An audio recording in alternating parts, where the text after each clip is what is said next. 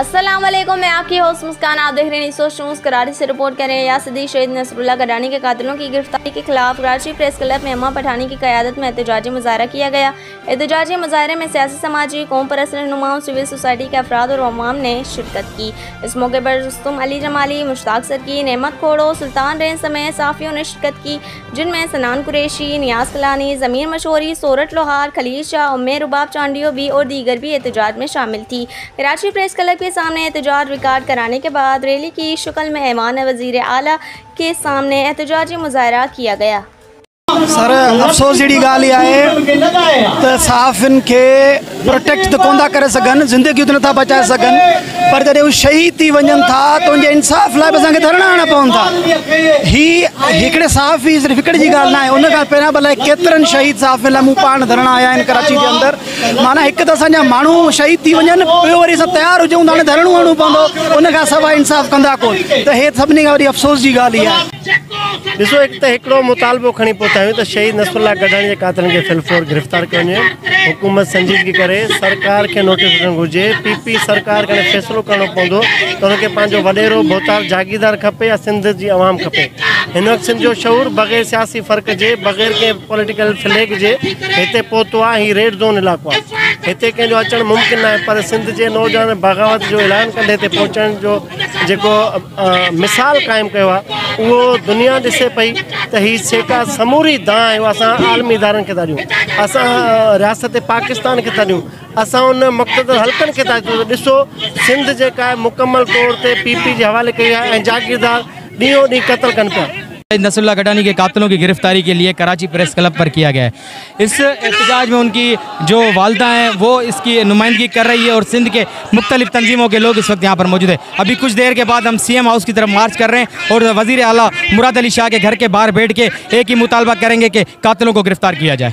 तव्हांजो छा मुतालबो आहे? इन मुल्क में इंसाफ़ घुरण ईअं आहे जीअं मोहलनि जे कब्रिस्तान ते वञी उन्हनि खे चइजे त उथो निमाज़ पढ़ो। न मोहल निमाज़ पढ़ंदा न कंहिंखे इंसाफ़ मिलंदो, पर वरी बि जेको रस्मी तौरु आहे त बाबा रस्मी तौरु कंहिंखां इंसाफ़ घुरण, अंधनि जे आॾो रोअण, हे असां रोअण आया आहियूं। असां नथा सम्झूं त कारी वर्दी वारा असांजो इंसाफ़ कंदा। हीअ सऊं सिधी तव्हांजी साम्हूं आहिनि त माना हीअ वॾेरनि जी वांगार में मसरूफ़ आहिनि, पर असां इंसाफ़ जी demand chief justice Sindh high court ऐं पंहिंजो सुप्रीम कोर्ट खां मुतालबो था कयूं, आर्मी चीफ खां मुतालबो था कयूं त जेके न शहीद नसरुल्लाह गडानी जा असल कातिल आहिनि उहे गिरफ़्तार कयो।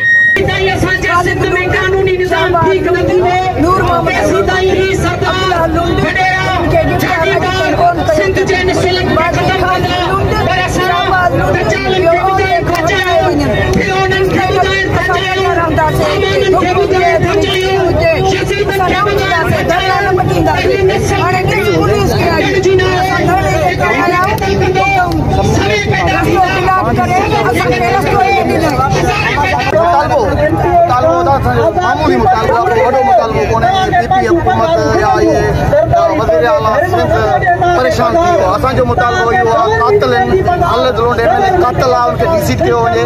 शाहबाद रोड कातिल आहे, उनखे चेयरमैन सीट खां हटायो वञे और उहे गिरफ़्तारी तभी ॾींदा हुकूमत चाहे। जेतिरे के हुकूमत में कोई इदारो, कोई पुलिस जो कोई अमल न थींदो, कोई कार्रवाई न थींदी।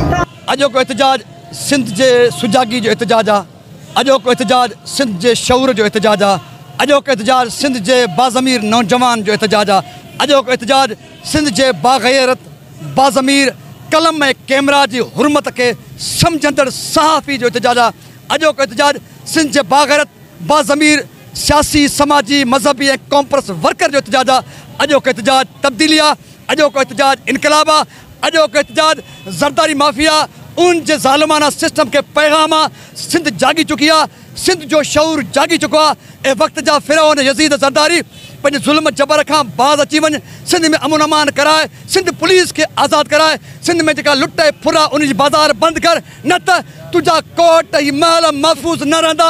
जेको सिंध जो शऊर, जेको सिंध जो जनून अॼु CM हाउस ताईं, तुंहिंजी डिमी नामुराद शाह जे हाउस ताईं पहुतो आहे, त ज़रदारी यादि रखजांइ, चंद कदम जे फ़ासिले ते तुझे डिमी वज़ीर आला नामुराद शाह जो घर, त पोइ ईंदड़ एहतजाज तुझे इन हाउसन, तुझे बिलावल हाउस, तुझे ज़रदारी हाउस, उन ऐवाननि में, उन महलनि में ही सिंध जो जनून जज़्बो जागी। चुको आहे उहे तुंहिंजे महलनि में घिरंदो न तुंहिंजा महल रहंदा न तुंहिंजी मस्तियूं रहंदियूं न तुंहिंजो ज़ुल्म रहंदो तंहिं करे ड्रिज उन ॾींहं खां जॾहिं हीअ बाग़ी माण्हू तुंहिंजे महलनि तुंहिंजे हाउसनि तुंहिंजे ऐवाननि में घिरण ते मजबूर थियनि ऐं तोखे ऐं तुंहिंजे पालतू कुतनि सरदारनि वज़ीरनि मशीरनि खे गले खां पकड़े कराची या सिंध जे रोडनि ते कीलनि उन ॾींहं खां ड्रिजो। इस वीडियो को लाइक करें, हमारे चैनल को सब्सक्राइब करें और बेल आइकन जरूर प्रेस करें हमारी न्यू वीडियो सबसे पहले देखने के लिए।